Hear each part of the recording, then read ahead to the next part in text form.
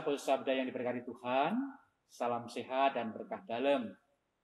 Dalam Injil Matius bab 16 ayat 13 sampai 20, Injil untuk hari Minggu biasa yang ke-21, dilukiskan pengakuan Petrus di Caesarea yang menjadikan Petrus kemudian diberi kunci kerajaan surga. Alkisah ada screening sebelum para jiwa memasuki kerajaan surga. Gilirannya adalah seorang jiwa bernama Bapak Lukas Pelagius. Rupa-rupanya dia dengan mantap dan dengan penuh semangat yakin bahwa pasti masuk surga. Kemudian ketika menghadap Santo Petrus, sang pemegang kunci kerajaan surga, dia ditanya, "Bapak Pelagius, apakah kamu yakin bisa masuk surga?" "Iya, Santo Petrus, karena saya seorang Katolik, pengikut Yesus, saya aktif ke gereja, bahkan menjadi pengurus Dewan Pastoral." "Baik, kalau begitu, sebelumnya saya akan bertanya lebih dahulu. Apa kata orang? Siapakah Yesus itu?"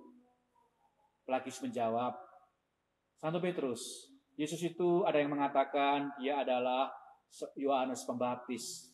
Ada juga yang mengatakan Elia. Ada juga yang mengatakan Yeremia atau salah satu dari para nabi." "Bagus sekali. Tetapi sekali lagi pertanyaan sebelum kamu masuk surga. Silakan Santo Petrus. Sekarang apa katamu? Siapakah Yesus itu?" "Santo Petrus, Yesus bagi saya adalah Mesias, Anak Allah yang hidup." Pelagius, itu kan jawabanku, berarti kamu nyontek aku. Maka kamu belum boleh masuk surga.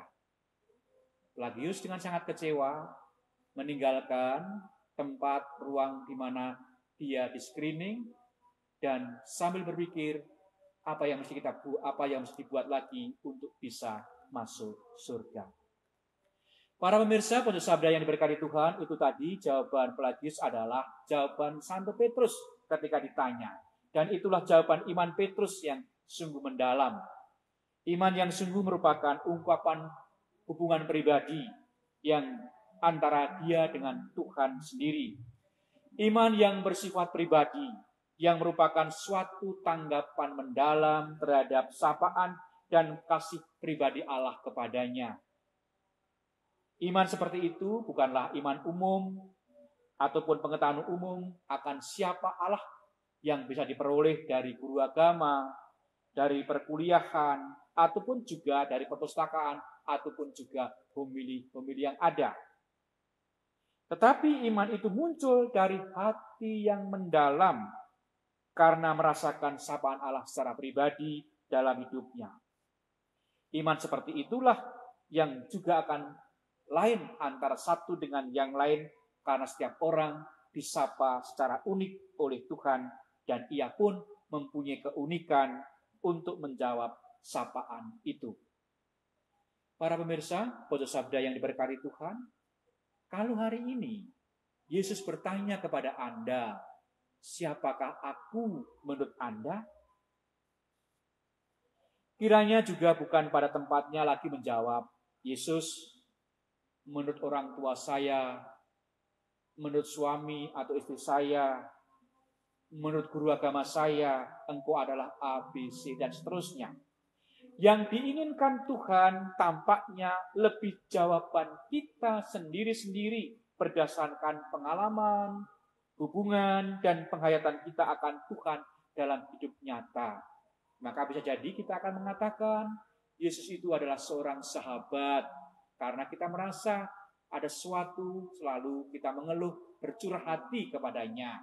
Atau juga kita bisa mengatakan Yesus itu adalah seorang tabib karena setiap aku sakit, aku berdoa mohon dan disembuhkan. Atau yang lain.